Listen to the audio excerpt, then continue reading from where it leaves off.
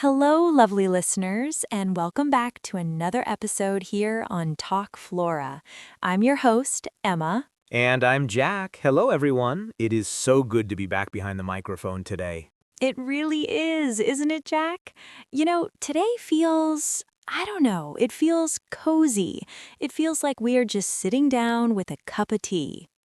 That's because I am sitting down with a cup of tea, Emma.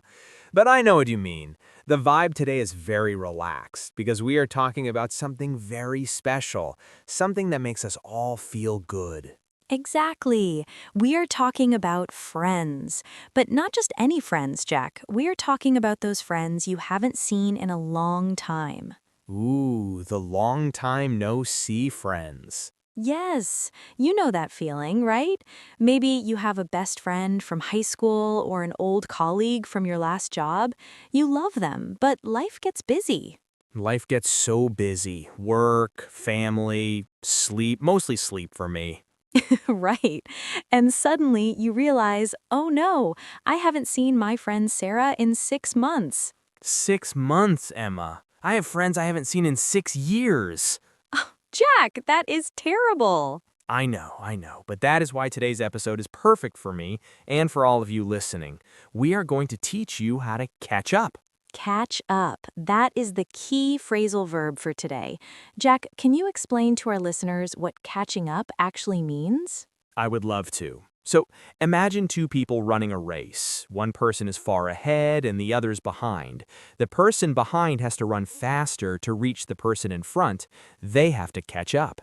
That's a great visual. But in conversation, catching up means bridging the gap of time.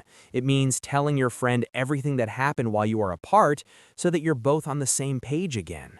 Exactly. It's updating each other. It's sharing your news. It's reconnecting. But it can be scary, right? If you are learning English, meeting an old friend can make you nervous. You might think, what do I say? What tense do I use? Will I sound awkward? Don't worry, that is exactly why we are here. We have broken this down into simple, natural steps. We are going to give you the phrases, the emotions, and the grammar you need to feel confident. We are going to cover how to say hello, how to ask about their life, how to talk about jobs, and even how to have deep, emotional conversations. So grab your coffee or your tea, like Jack, Delicious. and let's get started. Okay, Jack, let's set the scene. You're walking down the street, or maybe you're walking into a restaurant. You see someone you haven't seen in a year. What is the very first thing you say? Well, if I'm surprised, I usually go with the classic. Hey, long time no see. A classic for a reason. Long time no see. Listeners, notice the grammar there. It's actually not a full sentence. It's just a phrase. Yeah, we don't say, it has been a long time since I have seen you. That sounds like a robot. It has been a long time. No, we just say, long time no see. It's friendly, it's casual, and it immediately acknowledges that time has passed. Emma, can I use a slightly funnier one? Of course. Which one? Hello, stranger. Oh, I love that one. Hello, stranger. Now, listeners, be careful. You don't say this to someone you don't know. If you say hello, stranger to a real stranger, they will think you are crazy. True, you say this to a friend. The joke is that you haven't seen them for so long, they feel like a stranger.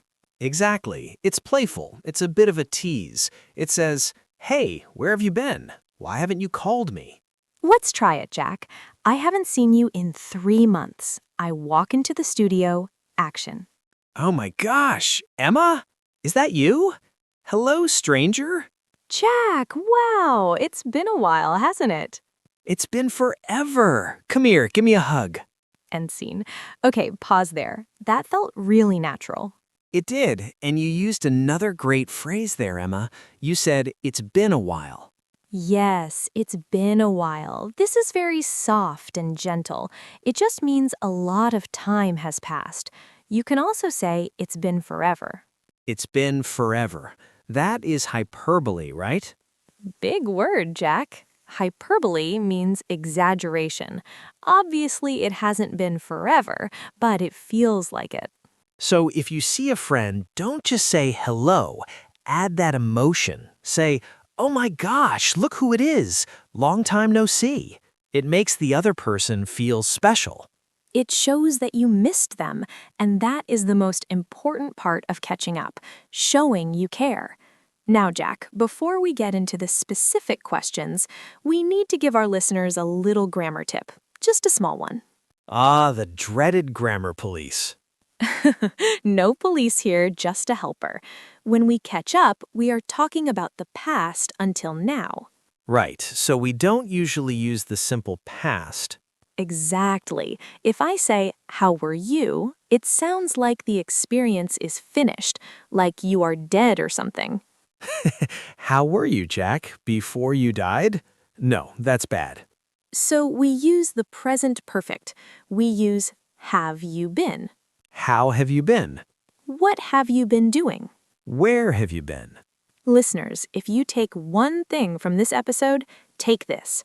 When you see an old friend, use have. How have you been? It connects the last time you saw them to this exact moment right now. It covers the whole bridge of time. So we've said hello, long time no see. Now we sit down. Maybe we have our coffee. We need to open the conversation. The most common question is definitely, so, how have you been? Simple, classic. But let's spice it up. What if I want to sound really American or just really casual? You could ask, how's life treating you? Oh, that's a nice one. How's life treating you? It's like asking, is the world being nice to you? Or even shorter, how's life? How's life is great. But Jack, how do we answer this? Because if you ask me, Emma, how have you been? And I just say, good, the conversation dies. Yeah, don't be a conversation killer. If you say good, silence follows. You need to give a little bit of information. Right. So if you ask me, Emma, how have you been? I might say, I've been good, just really busy with the new house. See? That is perfect. You said you were good, but you added a hook. The hook is the new house. Now I can ask about the house. Exactly. Let's roleplay that. Ask me. So, Emma, how have you been? Oh, I've been pretty good, thanks. A bit tired, honestly. Work has been crazy lately. Oh, really? What's been going on at work? See, it flows naturally. I gave Jack a clue, work is crazy, and he picked it up. And notice Emma used the present perfect again. Work has been crazy, not work was crazy because it is still crazy now. Sadly, yes, it is still crazy. We'll talk about that later. Another great question for this stage is asking about family. Yes, if you know they have kids, you must ask about the kids. It's polite. How is the family? Or how are the kids? And there is one specific answer that every parent uses. Listeners, memorize this phrase. Jack, ask me about my imaginary children. Emma, how are the kids doing? Jack, they are great. They are growing up so fast. They are growing up so fast. I hear this all the time. It's the universal parent sentence. It means the children are getting tall and old very quickly. It adds a nice emotional touch. It shows that time is passing. So, to recap this section, ask, how have you been? And when you answer, give a little hook. Don't just say, fine. Say, fine, but busy with, or great, I just started. Okay, moving on. This next phrase is probably my favorite phrase in the English language. Is it, what have you been up to? It is. What have you been up to? I love this phrase. Why do you love it so much, Jack? Because it's so nosy. No, I'm kidding. I like it because up to is such a flexible phrasal verb. It just means doing. But what have you been doing sounds a bit suspicious, like an interrogation. Yeah, what have you been doing sounds like a police officer. What have you been up to sounds like a friend. It implies mischief, fun, hobbies, work, everything. So, listeners, pronounce it smoothly, not what have you been up to. Connect the sounds. What you been up to? What have you been up to? Perfect. So, Emma, let's practice. I haven't seen you in a while. What have you been up to? Not much, honestly, just the same old, same old. Same old, same old. That's a great idiom. It means nothing has changed. My routine is the same. It's a very humble answer. But if you have done something cool, this is the time to brag. True. Ask me again. So, what have you been up to lately? Actually, I've been learning how to paint. No way, really? Yes, I've been taking classes on weekends. That is so cool. Notice the grammar again, listeners? I have been taking classes. It started in the past, and I am still doing it now. And notice my reaction. No way! Yes, when someone shares news, you need to react. You can't just say, okay. You have to say, wow, or really, or that's amazing. Being an active listener is just as important as being a good speaker. You need to interrupt them with positivity. Friendly interruptions are good. If Jack says, I've been learning to fly a plane, and I sit silently. I would feel very awkward. Exactly. So I interrupt. You're flying a plane? Are you crazy? That is the kind of energy we want. So we've covered the general how are you. Now we need to get specific. Right. Usually when we catch up, we talk about three main things: work, home, and other people. Whisper. Gossip. Well, updates about mutual friends. So how do we transition to these topics? You can use the phrase, what's new with... What's new with work? What's new with the house? Or you can ask, how are things going with? Let's try a work scenario. Many people define themselves by their jobs. So, Jack, how are things going with the new job? I remember you started it last time we spoke. It's going well. It's a bit hectic, but I'm enjoying it. Hectic. Good word. Hectic means very busy, fast-paced, maybe a little chaotic, but usually in an exciting way. And if the job is bad? I might say, honestly, it's a bit of a grind. A grind. That means it is repetitive, hard, and boring, like grinding coffee beans. It wears you down. Yeah, but let's stay positive for now. What about relationships? That is always a juicy topic.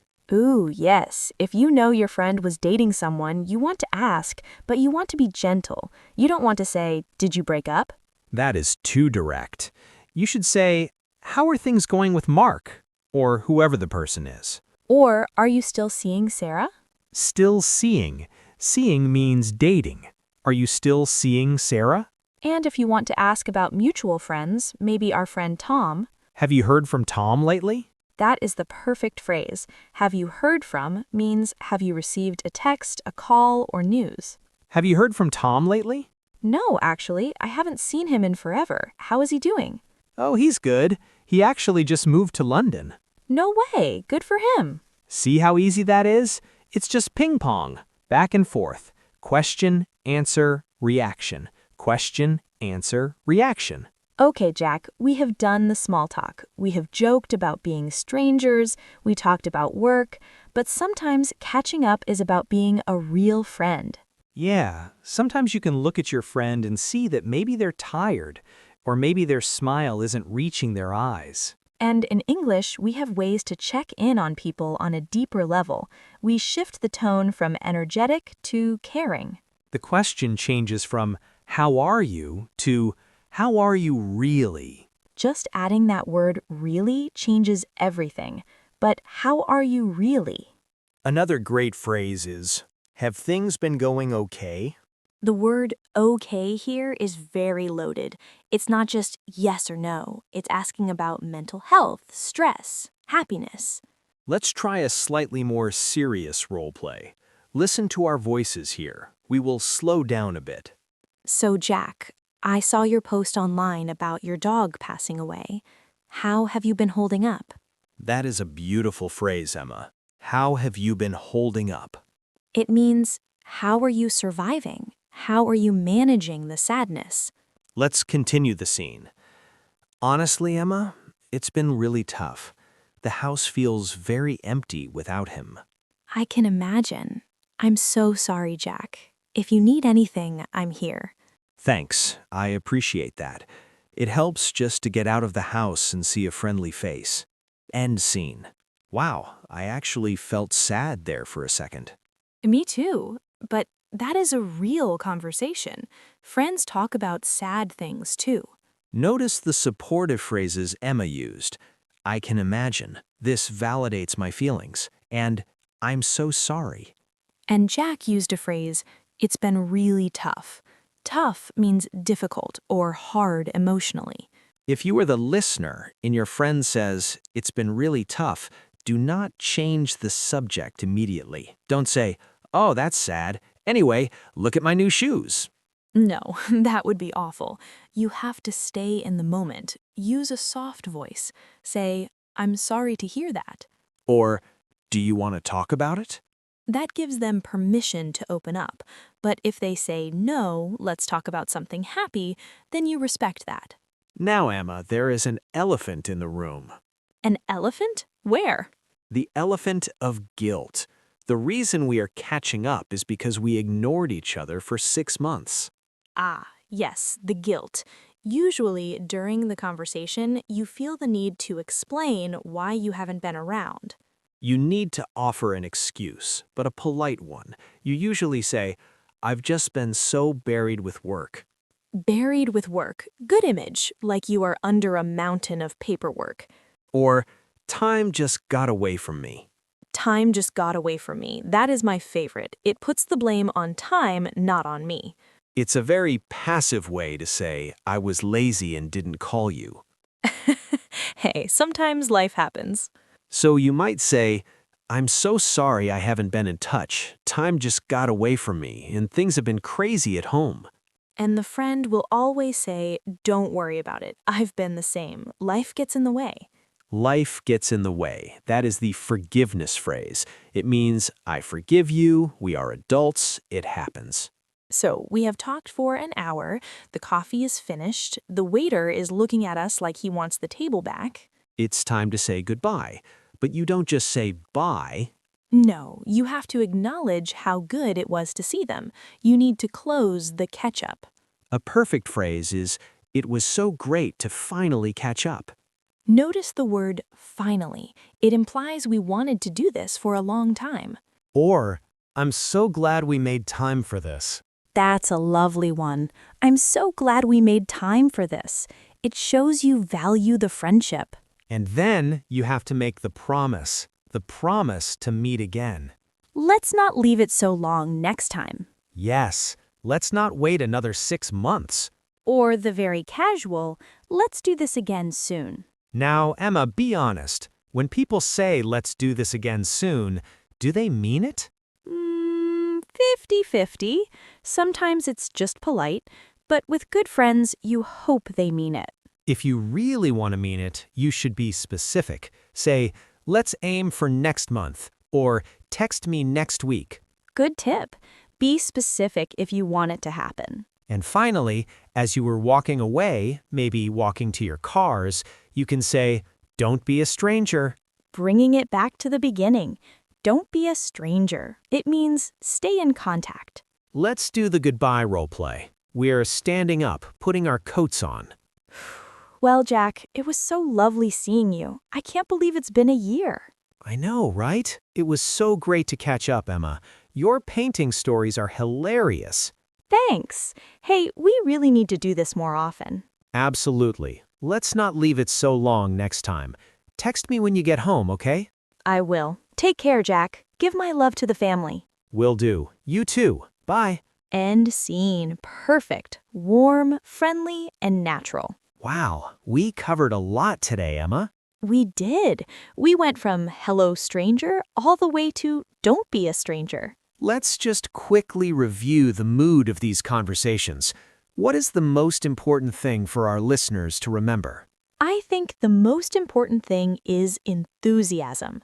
When you see a friend, your voice should go up. Your energy should be high. Even if your English isn't perfect, your smile communicates everything. Totally agree. If you say the perfect grammar, but your face is flat like a stone, it's not a good catch-up. But if you make mistakes, yet you are laughing and asking questions, your friend will love it. Also, don't fear the present perfect. How have you been? What have you been up to? It is your best friend in these situations. And finally, listen. Ask follow-up questions. If they say, work is busy, ask why. If they say, the kids are big, ask, how is school? Being interested is better than being interesting. Oh, that is a quote for the wall. Being interested is better than being interesting. I think I read that on a tea bag once. Well, it's wise. Well, listeners, that brings us to the end of this conversation practice. We hope you feel more ready to call that old friend and invite them for a coffee. Don't let the guilt elephant stop you. Just send the text. Say, hey, long time no see. Want to catch up? Simple as that. Now we want to hear from you. Yes.